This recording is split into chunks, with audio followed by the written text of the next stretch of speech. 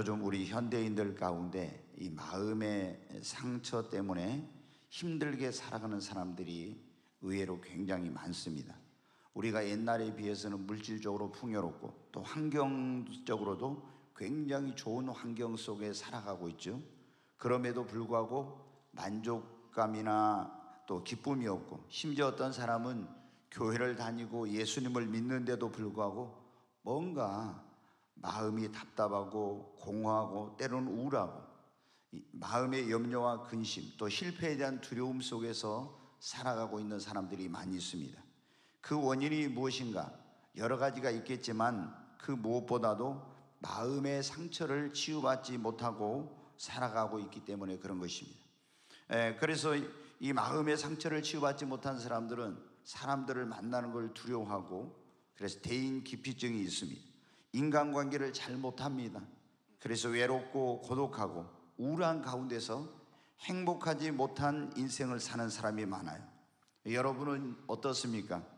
오늘날 우리 주변에 이런 분들이 정말 많이 있는데 겉보기에는 아무렇지도 않는 것 같은데 그 내면의 상처 때문에 너무나 힘들게 살아가는 사람들이 제가 이렇게 보면은 우리 교우들 가운데도 있는 것을 보게 됩니다. 여러분, 아마 여러분 가운데 지금 그런 분들이 있을 거예요. 우리는 시간이 지나면 어떤 지난날의 아픔이나 상처들이 잊혀질 거라고 생각하지만 절대 여러분 그렇지 않습니다.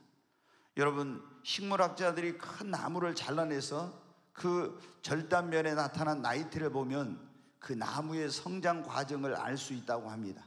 그래서 그 나무의 나이테가 이 나무가 성장할 때, 가물었을 때, 또 비가 많이 왔을 때, 또는 이 나무가 번개를 맞았을 때, 아니면 숲에 불이 나서 이 나무가 죽을 뻔했을 때, 또 병충해나 질병을 앓았을 때, 그리고 정상적으로 자랐을 때를 다 그 나무태에 보면 기록이 되어 있다고 해요. 여러분, 나무의 성장 과정에서 겪었던 일들이 겉에 기록된 것이 아니라 속에 기록이 되어 있는 거예요. 그런데 여러분, 사람도 마찬가지입니다. 우리가 겉으로 볼 때는 아무런 문제가 없는 것 같이 멀쩡하게 보이지만요, 그 마음 속에 깊은 곳에 상처들이, 그리고 그 아픈 기억들이 생생하게 여러분 기록되어 있는 것입니다. 기록되어 있는 것입니다. 그리고 그것이 나의 의식의 세계에서뿐만 아니라 무의식의 세계 속에서 그대로 남아 있어서 나의 오늘의 삶에 크나큰 영향을 미치고 있어요. 여러분, 우리가 예수를 믿었다고 해서 그 내면의 상처가 치유되고 없어지는 것이 아닙니다. 그것이 쓴뿌리가 되어서 내 삶을 올가매고 축복된 삶을 방해하고 있는 것입니다. 사랑하는 여러분, 그러므로 우리가 어디를 가든지 사람들과 좋은 인간관계를 맺고 하나님과의 친밀감을 누리고 영적인 자유함을 갖고 행복하고 축복된 삶을 살려면 우리 내면의 상처, 이 마음의 상처를 치유해야 됩니다. 그 쓴뿌리를 제거해야만이 우리가 그렇게 될 수가 있는 것입니다. 여러분, 그러면 우리 마음의 상처의 원인이 무엇일까요? 가장 많은 원인 가운데 하나는 어렸을 때 문제 있는 가정에서 태어나 사랑받지 못하고 그 상처를 받고 자란 사람들은요, 성인이 되어서도 그 마음의 상처가 치유되지 못하면 굉장히 그것이 인간관계라든가 어떤 삶에서 부정적인 그런 요소로 나타나게 됩니다. 그래서 우리가 이 가정이 행복한 가정에서 자란 사람이, 사랑을 받은 사람이 사랑도 할지 알지, 사랑을 받지 않은 사람은 사랑할 줄도 몰라요. 네, 여러분, 엄격한 가정에서 무섭게 양육을 받고 자라면서 상처를 받는 경우, 그런 경우도 이제 굉장히 어떤 사람들에 대한 두려움을 갖죠. 우리가 어렸을 때 여러분 보면 어때요? 대부분의 유교적인 그런 가정에서 엄격하게 여러분 교육을 받았지 않습니까? 저희 집안도 굉장히 엄격한 그런 집안이었어요. 아버님이 어디 갔다 오시다 대문 들어오시면서 하면 어떻게 돼요? 다 막 뛰어나갑니다. 그래가지고 다 아버님 다녀오셨습니까? 하여튼 저희 집이 그랬어요. 얼마나 엄격했었는지 모릅니다. 그래도 저는 이제 좀 제가 아버지한테 사랑을 받아가지고 아버지 상에서 밥을 먹어가지고 유일하게, 저희 형님도 아버님한테 40 넘을 때까지 아니오라는 말을 한 번도 못했어요. 왜? 너무 그 엄격한 그런 유교적인 가정에 자라니까 무조건 아버님 말하면 해야죠. 근데 저는 좀 너무 이뻐서 그랬는지 좀 아니오를 좀 한 번씩 했습니다. 네. 그런데 우리가 이런 엄격한 가정에서 자랄 때 그런 상처들이 많아요. 가정이나 직장에서 또 언어 폭력, 파괴적인 말, 비하하는 말, 모욕적인 말, 비판적인 이런 말을 듣게 되면 우리 마음에 크나큰 상처로 그것이 남습니다. 그래서 부모님들이 자녀들에게 말할 때 함부로 말하면 안 돼요. 그럼 그것이 그 아이의 마음에 큰 상처로 남게 됩니다. 네, 여러분, 인격적으로 무시를 당할 때 우리가 상처를 받죠. 또 믿었던 사람에게 배신을 당할 때, 여러분 가운데 어떤 사귀던 사람, 애인한테 내가 배신을 당하고 아니면 친구에게 배신을 당하거나 배우자의 그런 불륜이나 외도로 인해서 엄청 상처를 받은 그런 사람들도 있을 거예요. 또 이혼으로 상처를 받은 사람들, 인간관계의 신뢰가 깨지면서 우리는 상처를 받기도 하죠. 믿었던 사람에게 어떤 신뢰가 깨지면, 그리고 어렸을 때 학대를 받으면서 자란 사람들은 더더욱 말할 것도 없고요. 그리고 어떤 경우에는 원치 않는 임신을 했을 때 이 태안에 있는 아이가 엄청난 상처를 받습니다. 여러분도 아이를 안 가지려고 했는데 예기치 않게 아이가 생겼어요. 그러면 이제 부부가 이 아이가 다 듣는다는 것을 모르고 막 가서 아이를 유산할까 뭐 어떨까 괜히 애가 생겨가지고 막 이러면서 굉장히, 그러면 이 아이가 태안에서부터 엄청난 상처를 받고 자라는 거예요. 그리고 또 어떤 경우에는 남자를 갖고 싶었는데 여자가 생겼다, 여자아이를 갖고 싶었는데 남자아이가 생겼을 때 왜 이렇게 나는 남자아이를 갖고 싶었는데 여자아이가 생겨가지고 막 이런 말을 하거든요. 그럼 이게 어떻게 돼요? 그 아이가 태안에서부터 엄청, 태어나기 전부터 상처를 받아요. 그러면 이 아이의 의식 속에 자기도 모르는 가운데 나는 태어나지 말아야 될 사람인데 태어났다, 나는 쓸모없는 인간인데 이 세상에 태어났고, 이런 게 그 잠재의식 속에 있는 거예요. 여러분, 또 어떤 충격적인 사건을 겪었을 때 우리가 이제 가끔 미디어를 통해서 그런 걸 듣지 않습니까? 성폭행을 당했다든가 이런 일들을, 그럼 그게 일평생에 여러분 어마어마한 상처로 남죠. 또 큰 사고를 당해서 자신의 지위나 재산이나 건강이나 자녀나 사랑하는 사람들을 잃어버리게 되었을 때, 그러면은 한평생 그거를 가지고 엄청난 상처 속에서 우울하게 인생을 살아가는 그런 분들이 우리 주변에 보면 의외로 많아요. 사랑하는 사람을 먼저 보내고 어떤 큰 상처를 통해서 자신의 건강을 잃어버리고, 이제 그 건강하던 몸이 이제 어떤 이제 장애가 생겨가지고 그럴 때 얼마나 그게 낙담되는 그런 일인지 모르죠. 또 여러분, 직장에서 갑작스런 해고나 실직을 당하게 된다는, 사업이나 결혼이나 진학이나 이런 것들을 실패했을 때, 또 수치스러운 일을 당했을 때 우리가 입은 상처들, 이런 상처들이 우리의 마음에 거기에 그 상처가 기록되어 있는 것입니다.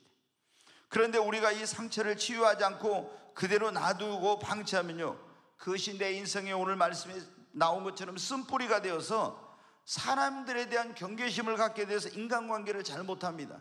저는 이제 이렇게 목회를 많이 하지 않습니까? 우리가 가정생활도 그리고 교회생활도 그렇고 직장생활도 모두 우리는 사회적 동물이기 때문에 인간관계 속에서 살아가고 있어요. 혼자서는 살 수 없어요. 근데 인간관계를 잘한 사람이 행복한 신앙생활하고 행복한 직장생활하고 행복한 교회생활하고 인간관계를 잘한 사람이 사회적으로도 성공합니다. 제가 여러분 전에 말씀드렸잖아요. 하버드 대학에서 276명을 60년 동안인가 조사를 했어요. 그 하버드 대학에 졸업한 사람. 그러면 최고의 그런 정말 수재들이, 천재들이 모인 곳 아닙니까? 그런데 그렇게 오랫동안 그들의 삶을 추적하고 조사해 왔는데 그들에게 물어봤어요. 당신의 인생의 성공의 비결이 뭐였습니까? 자신의 뛰어난 그런 어떤 능력, 이런 타고난 지식, 아니 그 재능, 이런 것 때문에 성공했다는 사람들은요 15%고 85%가 나의 성공의 비결은 인간관계를 잘한 것이라고 이렇게 답이 나왔어요. 여러분, 케네디 공과대학에서 10,000명을 조사했을 때도 마찬가지고, 카네기 센터에서 역시 10,000명을 조사했을 때 똑같은 결론이 나왔어요. 그런데 마음에 상처가 있는 사람들은요, 인간관계를 못해, 전도도 못합니다. 잘 행복한 삶을 살지 못해요. 여러분, 그래서 심한 대인 기피증을 갖게 되고 마음에 기쁨이 없고 늘 불안하고, 이 상처를 그대로 놔두면요, 마음의 병이 생겨요. 우울증, 또 위장병, 심장병. 우리는 여러분 스트레스를 만병의 원인이라고 하잖아요. 그래서 이 마음에 상처가 있는 사람들은 작은 일에도 스트레스를 잘 받아가지고 여러 가지 질병을 갖게 됩니다. 자신감이 결여되어 있고 사소한 말이나 일에도요, 굉장히 쉽게 상처를 받고 예민하게 반응합니다. 화를 잘 내고 자존감이 낮아요. 그리고 오랫동안 신앙생활에도 이 상처가 치유되지 않는 사람들은요, 교회 생활을 잘못하고 믿음이 성장이 안 돼요. 왜 저분은 예수님을 믿은 지 저렇게 오래됐는데 믿음이 성장이 안 되나? 여러분, 그냥 여러분 교회만 잘 나오세요 이렇게 하는 게 아니에요. 여기 있는 이 목사는요, 성도들을 어떻게 하면 믿음을 성장시킬까? 굉장히 많은 그런 공부를 하고 연구를 하고 노력을 하죠. 근데 어떤 사람은 아무리 가르치고 신앙생활을 오래 해도 믿음이 성장이 안 돼요. 보니까 어떻게 돼? 그 내면에 상처가 있는 거예요. 이런 사람들은 교회 생활을 행복하게 못합니다. 여러분, 자존감이 낮아요. 그리고 부정적인 성격을 갖고 이렇게 된 경우에는 마음에 상처가 있는 사람들, 그래서 그것 때문에 원망이나 미움이나 이런 게 있는 사람들의 마음속에는 마귀가 제집 드나들듯이 마귀가 틈을 탑니다. 뿐만 아니라 신앙생활, 교회생활, 직장생활, 사회생활을 잘못하고, 그리고 자신에게 상처를 준 사람에 대한 원한과 미움과 분노가 있으니까 구원받았어도 축복된 삶, 행복한 인생을 살지 못하는데, 이런 사람들이 의외로 우리 주변에 너무나 많이 있습니다. 사랑하는 여러분, 우리가 마음의 상처를 치유를 받아야 하는 것입니다. 그래야 영적인 자유함을 얻고 대인관계도 잘할 수 있고 행복한 가정생활. 여러분, 마음에 상처가 있는 사람들은요, 굉장히 가정생활도 어려워요. 행복한 가정생활, 행복한 직장생활, 행복한 교회생활을 하려면 마음의 상처를 치유해야 돼. 그리고 그래야 건강이 회복되고 축복의 문이 열리고 행복하고 기쁜 인생을, 또 기쁜 신앙생활을 할 수가 있습니다. 사랑하는 여러분, 그러면 우리가 마음의 상처를 치유받으려면 어떻게 해야 할까요? 오늘 주님이 그런 말씀을 주셨어요. 우리 마음에 있는 이런 마음의 상처를 치유받으려면 어떻게 해요? 만병의 치료자 되신 예수님 앞에 여러분 나와야 됩니다. 요한복음 4장에 보면요, 사마리아에 수가라는 그런 성이 있어요. 동네가. 근데 거기에 야곱의 우물이라는 우물이 있었어요. 옛날에 이제 그 아브라함의 손자인 야곱이 우물을 먹었던 그런 먹었던 우물, 그래 야곱의 우물이라는 데 있었어요. 근데 예수님이 어느 날 그 사마리아 수가성의 야곱의 우물에 이제 가셨어요. 근데 한 여인이 물동이를 이고 물을 기르러 왔어요. 그때 시간이 몇 시냐면은 정오예요. 아주 팔레스타인은 정오에 막 날이 어마어마하게 뜨겁습니다. 그래서 여러분, 물을 기르러 그 대낮에 떼약볕에 물 길러 오지 않아요. 우리 예전에 어렸을 때 잘할 때도 어때? 동네가 이렇게 우물이 있었잖아요. 동네 우물. 그러면 물을 기르러 언제 아낙네들이 물을 기르러 가요? 아침에 일찍 해가 뜨기 전에 물을 기르러 가고 빨래도 하고 이렇게 하시죠. 그리고 이제 낮에는 안 가. 저녁에 해가 질 때쯤 또 가서 거기서 물을 기르고 빨래도 하고 이런 걸 이제 하시죠. 근데 여러분, 이 여인이 이 정오에 12시 그때쯤에 아무도 오지 않는 시간에 물을 기르는 이유가 뭔지 아세요? 이 여인이 전에 결혼을 5번이나 해갖고 이혼을 했어요. 6번째에는 이제 어떤 남자를 만나가지고 결혼도 안 하고 동거 생활을 하는 거예요. 그러니까 결혼했다 이혼하고 결혼했다 이혼하고 이렇게 5번 하고 할 때까지 얼마나 마음의 상처가 많았겠어요. 그리고 사람들한테 저 여자는 말이야 맨날 이 남자하고 살다가 헤어지고 저 남자하고 살다가 헤어지고 이렇게 가지고 손가락질을 받으니까, 수근수근한 소리를 들으니까 그게 또 엄청난 마음의 상처가 돼가지고 사람들을 만나고 싶지 않은 거예요. 그러니까 대인 기피증에 빠져가지고 아무도 물을 기르러 오지 않는 그 정오의 시간에 물을 기르러 온 거예요. 여러분, 얼마나, 아니 동네가 사람들하고 어울리기도 하고 이래야 되는데 집에서 혼자 보내는 거예요. 왜? 마음의 상처 때문에 사람들을 만나는 게 두려워요. 외롭고 고독하고, 그리고 불행한 인생을 살고 있는 거예요. 근데 거기에 치료자 되신 예수님, 구원자 되신 예수님을 그 우물가에서 만나가지고 예수님과의 대화 속에서 이 여인이 그 마음의 상처를 여러분 치유를 받습니다. 그러고 치유받고 나니까 어떻게 돼요? 전에 사람들 만나는 게 무섭고 두려웠던 이 여인이 동네로 물동이를 놔두고 뛰어들어갑니다. 그래가지고 내가 예수 메시아를 만났다 막 그러면서 그 사람들에게 뭐를 합니까? 전도를 해요. 전도를. 여러분, 오늘 이 자리에 오신 여러분에게도 이런 역사 있기를 바랍니다. 야곱의 그 우물가에서 예수님을 그 사마리아 여인은 만났는데, 여러분, 이 교회는 뭐냐면 구원의 우물입니다. 생명수가 흐르고 있는 곳입니다. 여기 예수님이 계신 곳입니다. 오늘 여러분, 이 예수님을 만나러 나오신 여러분이 이 예배 가운데서 여러분의 상한 마음을 치료하게 찾아오신 그 예수님을 만나게 되므로 여러분의 상한 마음, 그 마음의 상처가, 내면의 아픔과 상처들이 치유되시기를 주의 이름으로 축원합니다. 여러분, 예수님은 우리의 마음의 아픔과 상처를 누구보다도 잘 알고 계세요. 왜? 그분이 먼저 당해보셨거든요. 여러분 아시죠? 예수님이 사랑하는 제자들에게 배신을 당해봤어요. 다 제자들이 예수님 주와 함께 죽는다고 가겠다 했는데 다 버리고 모른다고 부인하고 도망쳤잖아요. 예수님 다 보셨잖아요. 그리고 예수님 가룟 유다가 또 배신해가지고 그런 배신도 당했잖아요.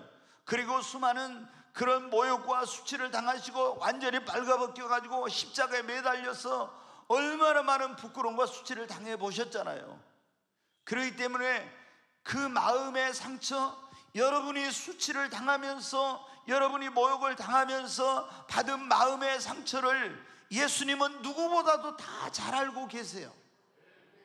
여러분, 그래서 주님 앞에 나오면 누구든지 치료자 되신 예수님으로 말미암아 여러분의 마음의 상처를 치유받을 수 있습니다. 악달라 마리아는 일곱 귀신이 들려가지고 몸을 팔고 웃음을 팔고 술을 팔면서 얼마나 문 남성들에게 많은 상처를 받았겠어요. 정말 깨어지고 일그러진 그런 인생, 너무나 정말 비참하고 자존감이 낮은 그런 정말 인생이었죠. 그런데 예수님을 만나가지고 귀신이 떠나가고 마음의 상처를 치유받고 여러분 어떻게 돼요? 완전히 변화된 새로운 인생을 여러분 살았지 않습니까? 여러분, 우리도 치료자 되신 예수님을 만나면 우리 마음의 아픔과 상처를 다 치유받을 수 있어요. 이 마음의 상처를 치유받지 못한 사람들은 동굴형 인간이 돼. 그래가지고 어디 안 나오고 맨날 어둠 컴컴한 데 들어가서 뭐 하려고 그래요. 예. 그래서 제가 우리 집사람 가끔 한 번씩 놀려요. 우리 집사람은 화장실 같은 데 이런 데 가도 있잖아, 불을 안 켜고 들어가. 그래서 이거 두더지형이야 뭐야 내가 하면서 이제 놀리거든요. 그게 이제 뭐냐면 제가 그런 얘기를 하죠. 우리 집사람은 에너지 장관을 시켜야 된다. 불 끄는 거, 에너지 절약한 거 정말 철저하거든요. 그러니까 아니 화장실 밖에 혼한데 왜 안에 들어가 또 불 켜요? 이래요.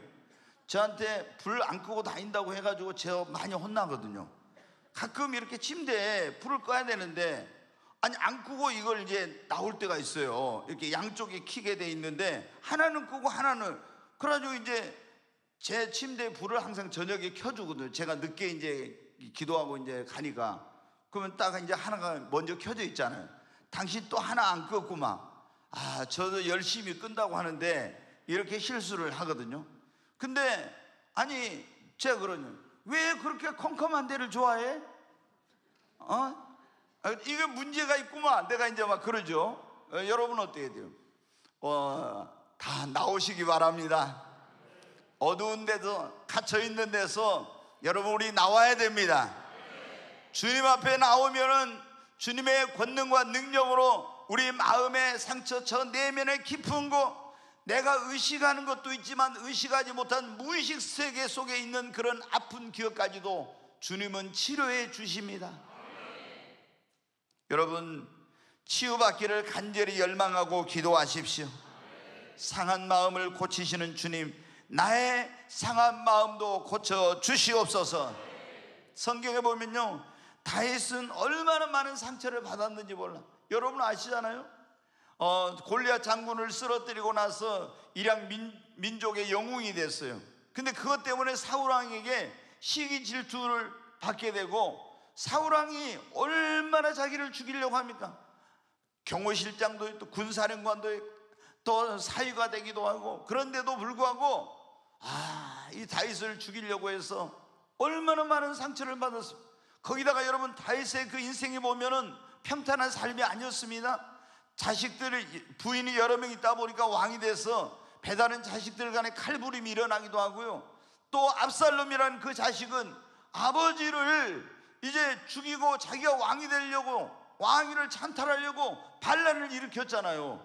그래가지고 도망쳤습니다. 그때 그 왕궁에 남아있는 10명의 후궁을 대낮에 그 옥상에다 텐트 쳐놓고 사람들이 보는 데서 성폭행을 했습니다. 여러분 얼마나 그 아이비로서 마음에 말할 수 없는 상처와 고통이 있었겠습니까? 정말 그런데도 불구하고 여러분 이 다윗이 그런 것들을 다 이겨내고 은둔형 인간이 되지 않고 그렇게 정말 하나님과 동행하며 그런 삶을 살 수 있었던 것은 하나님 앞에 기도함으로 그 마음의 상처를 치유를 받았기 때문입니다.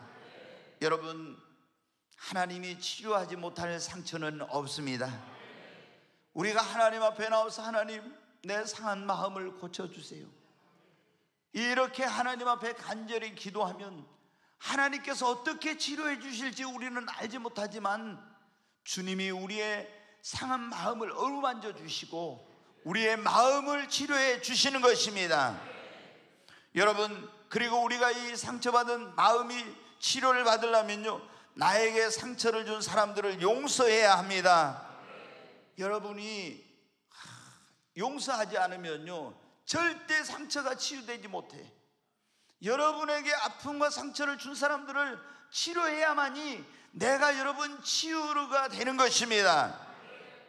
마태복음 6장 14절 15절에 있는 말씀 같이 보겠습니다. 같이 읽습니다. 너희가 사람의 잘못을 용서하면 너희 하늘 아버지께서도 너희 잘못을 용서하시려니와 너희가 사람의 잘못을 용서하지 아니하면 너희 아버지께서도 너희 잘못을 용서하지 아니하시리라. 여기 보면 우리가 주기도문에도 예수님이 그렇게 가르쳤잖아요. 우리가 우리의 죄를, 우리에게 죄 지은 사람을 용서한 것 같이 우리 죄를 용서해 주옵시고 이렇게 하라 했죠. 여러분이 다른 사람 죄 용서 안 해주고 하나님 나 죄 용서해 주세요 그러면 주님이 뭐라고 했어요? 너에게 잘못한 사람 먼저 용서하고 와, 그래야 내가 네 죄를 용서해 줄 거야 이러죠. 근데 여기 보면 너희가 사람의 잘못을 용서하면 너희 아버지께서, 하늘 아버지께서 너희 잘못을 용서해 주고, 너희가 사람의 잘못을 용서하지 않으면 하늘 아버지께서 우리 잘못을 용서하지 않는, 우리가 나에게 아픔을 준 사람들, 그 사람들을 용서할 때 하나님이 우리의 마음의 상처를 치료해 주십니다. 네, 마태복음 18장 35절 말씀 보겠습니다. 같이 읽습니다. 너희가 각각 마음으로부터 형제를 용서하지 아니하면 나의 하늘 아버지께서 너희에게 이와 같이 하시리라. 아멘. 여기 보면 이제 이 마태복음 18장에 어떤 내용이 나오냐면 1만 달란트 빚진 자와 100데나리온 빚진 자의 비유가 나와요. 1만 달란트는 어마어마한 거예요. 한 데나리온이, 아니 한 달란트가 100근입니다. 그러면 이 금으로 만약에 한다고 하면 1만 달란트는요, 그걸 돈으로 따지면은 천문학적인 그야말로 어마어마한 게 되는 거예요. 근데 어떤 사람이 1만 달란트를 빚졌어. 자기 집과 소유와 모든 처자식과 다 팔아도 갚을 수 없는 걸. 그런데 막 임금에게 가서 그 1만 달란트 빚진 자가 나 이 빚을 탕감해달라고 용서해달라 하니까 이 임금이 불쌍히 여겨서 그 갚을 수 없는 그 빚을 탕감해 줬어요. 근데 이 사람이 자기에게 100데나리온 빚진 자가 있었거든요. 100데나리온 하루에 그때 일당이 얼마니? 한 데나리온이요. 100일이면 벌어서 갚을 수 있는 돈을 빚진 사람을 이 사람이 1만 달러 빚을 탕감받고 나가다 만난 거예요. 딱 만나더니 야 임마 너 왜 빚 안 갚어? 아유 제가 열심히 벌어서 갚을 테니까 걱정 마. 그런데 그 사람을 100데나리온 자기 빚진 자를 끌고 가지고 너 빚을 안 갚으면 너 보내지 않을 거라고 하면서 막 굉장히 일을 한 거예요. 그러니까 그거를 보고 주변에 있는 사람들이 임금에게 가서 말합니다. 임금님, 폐하께서 그 1만 달란트 빚진 거 탕감해 준 사람 있지 않습니까? 그런데 그 사람이 자기에게 100데나리온 빚진 사람의 그걸 안 갚는다고 그를 옥에 가두었습니다. 임금이 노발대발해가지고 그놈을 당장 불러오라. 그러면서 내가 너에게 1만 달란트를 탕감해 줬거든 100데나리온 빚진 자를 그걸 참아주지 못해. 그걸 다시 감옥에 집어넣고 다 갚을 때까지 너 나오지 못하려 하면서 여기에서 예수님이 하신 말씀, 이 비유는 뭐냐면 그 임금은 비유인데 하나님이 우리가 하나님 앞에 죄 용서받을 수 없는 그 어떤 것으로도 탕감받을 수 없는 그런 빚진 자였어요.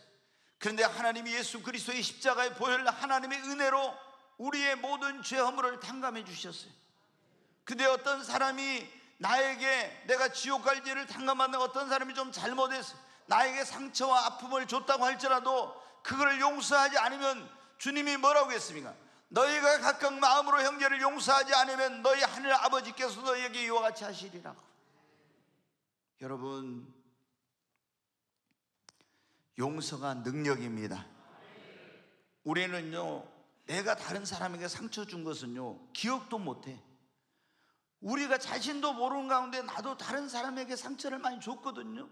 근데 우리는 그거는 전혀 기억을 안 하고 내가 누구에게 받은 상처만 기억하고 그 사람이 나한테 이런 상처를 줬어?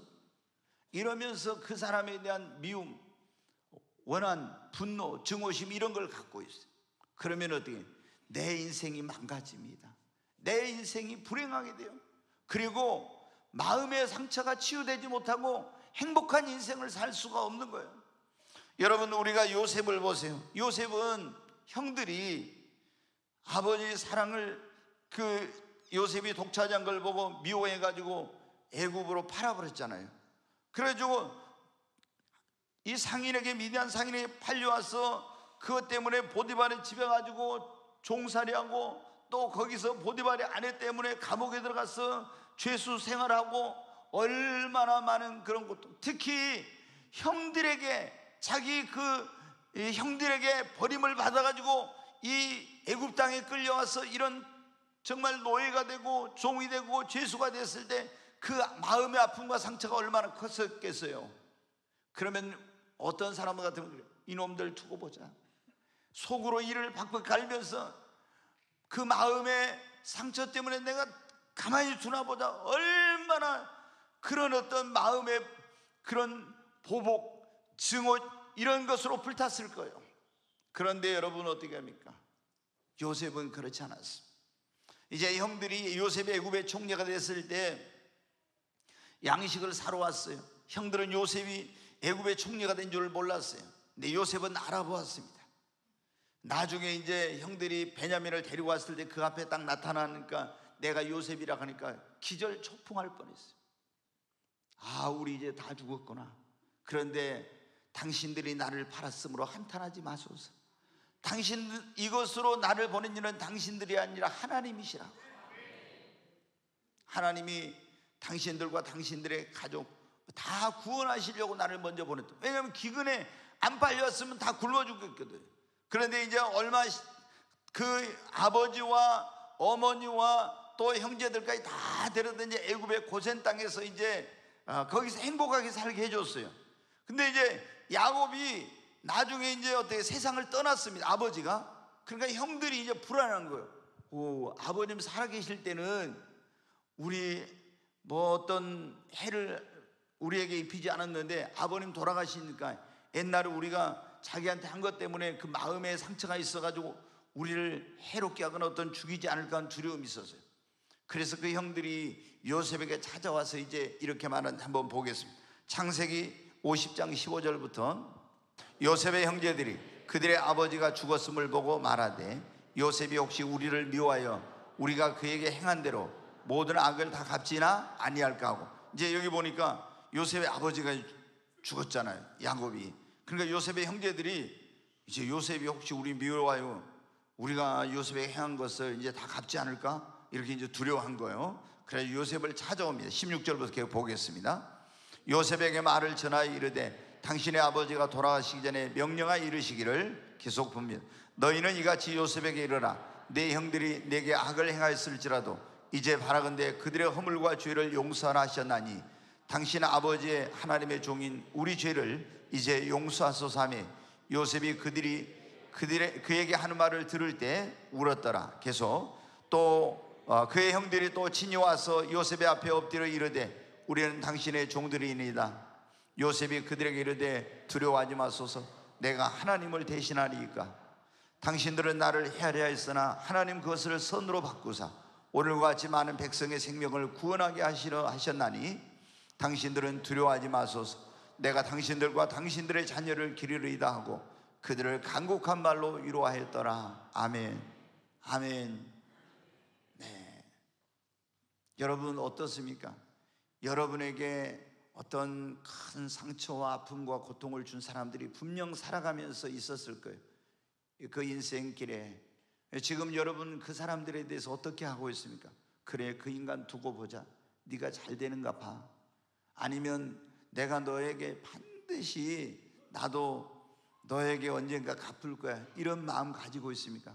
그러면 여러분 절대 여러분의 인생은 풀리지 않아요. 여러분 결코 행복한 인생 살지 못해요. 축복된 삶을 살 수가 없어요. 요셉을 여러분 보십시오. 그 형들 때문에 얼마나 정말 이 타국으로 노예로 팔려가지고 이런 고통과 어려움을 당했는데, 그런데도 그 형들을 다 용서해주고 두려워하지 마소서. 여러분 마음의 상처가 처음에 컸을 거예요. 그러나 용서하니까 어떻게 돼요? 마음의 상처가 치유가 되는 거예요. 아멘. 놀라운 일이 일어납니다. 여러분에게 상처를 준 사람들을요 마음으로 딱 용서하면요, 그러면 내 마음 안에 있는 아픔과 상처가 치유되는 기적이 일어납니다. 그러기 전에는 여러분이 아무리 기도해도 하나님 내가 그 사람을 용서하지 못한 가운데 내 마음의 상처를 치료해 주세요, 아무리 기도해도 치료가 안 돼요. 근데 여러분이 나에게 아픔과 상처를 줬던 사람들, 그게 부모님일 수도 있어요, 옛날에 애인일 수도 있어요, 친구일 수도 있어요, 나에게 어떤 크나큰 경제적 손실을 준 사람, 나를 엄청나게 무시했던 그런 사람, 나의 인생에 정말 씻을 수 없는 어떤 고통을 줬던 사람일 수도 있어요. 그러나 그 사람들을 여러분이 하나님의 사랑을 경험하고 예수 십자가 피로 죄 용서 받았다면 여러분 용서해야 됩니다. 그래야만이 우리가 어떻게 돼요? 정말 치유가 돼. 그리고 내가 그 사람들을 미워했다면 내가 상처 준 사람은 어떻게 할 거예요? 그러니까 하나님 앞에, 하나님 나도 내가 알지 못하는 가운데서 많은 사람들에게 상처를 줬을 건데 하나님 용서해 주세요. 그리고 내가 나에게 상처 준 사람을 미워하고 증오하고 내가 그런 어떤 나쁜 마음을 가졌던 것을 주님에 회개합니다. 주님, 나에게 아픔과 상처를 줬던 사람을 이제 용서하오니 하나님께서 내 마음의 상처를 치료하여 주시옵소서. 여러분 욥을 아시죠? 욥이 마귀가 틈을 타가지고 다 그 많은 재산을 다 잃어버렸습니다. 그리고 자녀들도 10명이 다 죽고요, 몸은 병들고요, 아내도 집을 나가고. 근데 친구들이 와서 어떻게 돼요? 위로하기는커녕 욥한테 하나님을 안 믿는 친구가 아니라 하나님을 믿는 친구란 말이에요. 그런 믿는 친구들이 와가지고 욥을 막 공격합니다. 네가 이놈아 겉에서 보기에는 의로운 척했지만 뒷공무니로 죄짓고 다니고 불량한 짓 하고 이렇게 했기 때문에 하나님이 너희 가정에, 너희 자녀에게, 내 사업에 너에게 이런 벌이를 내린 거야 하면서 계속 공격을 합니다. 여러분, 지금 사업 다 망하고 자녀 죽고 몸 병들고 아내 집 나간 것만 해도 얼마나 고통스럽고 아픈데, 그 엄청난 인생의 상처를 입었는데 거기에 가지고 소금을 뿌리는 것처럼 그렇게 막 고통을 줬을 때 얼마나 욥이 아팠겠어요. 그런데 여러분 어떻게 하세요? 욥기 42장에 보면 욥이 그 친구들을 용서하고, 하나님 앞에 저들이 알지 못해서 그랬으니 저들의 죄를 용서해 달라고 기도해요. 아멘. 그러니까 하나님이 그 욥의 마음의 상처를 치유하고 그 삶을 치유하시고 하나님이 갑절의 복을 주신 것입니다. 여러분이 불행한 인생을 끝까지 살고 싶으면 용서하지 말고 그대로 가지고 있어요. 그러면은 스스로 인생이 정말 불행의 늪에서 헤어나지 못하는 거예요. 네, 우리가 마음의 상처를 치유받으려면 치료자 되신 예수님 앞에 나와야 됩니다. 그리고 내 상한 마음을 치료해 달라고 기도해야 됩니다. 그리고 나에게 아픔과 상처를 줬던 사람들을 용서해야 됩니다. 그리고 네 번째로 하나님의 말씀을 계속해서 읽고 들어야 됩니다. 하나님 우리를 고치실 때 어떻게 고치시냐? 시편 107편에 있는 말씀 보겠습니다. 같이 읽습니다. 이에 그들이 그들의 고통 때문에 여호와께 부르짖으며 그가 그들의 고통에서 그들을 구원하시되 그가 그의 말씀을 보내어 그들을 고치시고 위험한 지경에서 건지시는 도다. 아멘. 여기 보니까 고통 때문에 여호와께 부르짖어서 하나님께, 그러니까 그들의 고통에서 하나님이 구원해 주신데 어떻게 구원해 주셨다고? 그의 말씀을 보내서. 아멘. 그의 말씀을 보내서 그들을 고치시고 건져 주셨습니다. 여러분, 하나님의 말씀 안에 놀라운 치유의 능력이 있습니다. 하나님의 말씀을 우리가 읽고 들으면은 한 번에 딱 치유가 되는 게 아니에요. 계속 우리가 이 하나님의 말씀을 듣잖아요. 그러면은 내 마음에 그 상처가 계속 여러분 치유되어서 나중에 완전히 치료됩니다. 우리가 여러분 병원에 가서 어디 아파요. 근데 어떤 약은 한 번에 먹으면 나을 수도 있지만 대부분이 어떻게 돼요? 한 번 먹어가지고 낫는 게 아니에요. 오래된 그런 병일수록 의사 선생님이 처방해 준 그 약을 그 기간이 멀면 멀수록 치료 기간도 시간도 많이 걸리죠. 약을 계속 먹어야 돼. 그러면 어떻게 돼요? 점진적으로 조금씩 나아져가지고 완전히 나중에 치료가 되죠. 마찬가지예요. 여러분, 우리에게 마음의 병은, 여러분, 병원에서 의사 선생님이 처방해 준 약을 먹는다고 우리 마음의 병이 치료됩니까? 안 돼요. 이거는 제일 좋은 약이 뭔지 아십니까? 신약과 구약이에요. 지금 이게 무슨 소린가 하고 아직 알지 못한 분들이 있는데, 여기 보면 이게 39권을 뭐라고 해요? 구약. 세로 27권을 뭐라고 합니까? 신약. 제일 좋은 약이 뭐냐면 만병통치약이 신약과 구약입니다. 이거를 조제해 가지고 같이 먹으면, 오늘 지금 이요셉 목사가 지금 신약과 구약을 조제해 가지고 여러분들에게 지금 선포하고 있네. 이 말씀을 아멘으로 받아들이면 여러분의 마음의 상처가 치유될 줄로 믿습니다. 여러분, 근데 이게 어떻게 된다고요? 오래된 마음의 상처는 한 번에 말씀을 듣고 또 읽고 한다고 해서요 금방 치유되는 게 아니야. 근데 계속 말씀을 또 듣고 묵상하고 음미하고 계속 또 듣고 계속 읽고 이렇게 하면은요, 그 말씀 안에 치유의 능력이 있으니까 그 말씀이 그 내 마음의 상처를 다 치료하는 거예요. 아멘. 그래서 내가 어떻게 돼요? 자유하게 됩니다. 회복됩니다. 사랑하는 여러분, 하나님의 말씀을 가까이 하고 말씀을 사랑하시기 바랍니다. 네, 우리가 여러분 어때?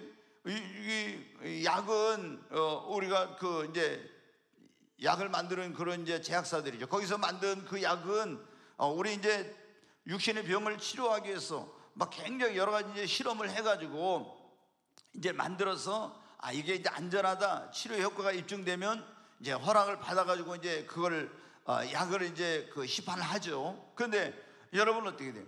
그것은 우리의 영혼이라든가 우리의 그런 깊은 곳까지는 아무리 그건 해도 육신밖에 치료하지 못하지, 우리 마음의 가장 깊은 곳, 영혼, 그것까지는 치료를 못해요.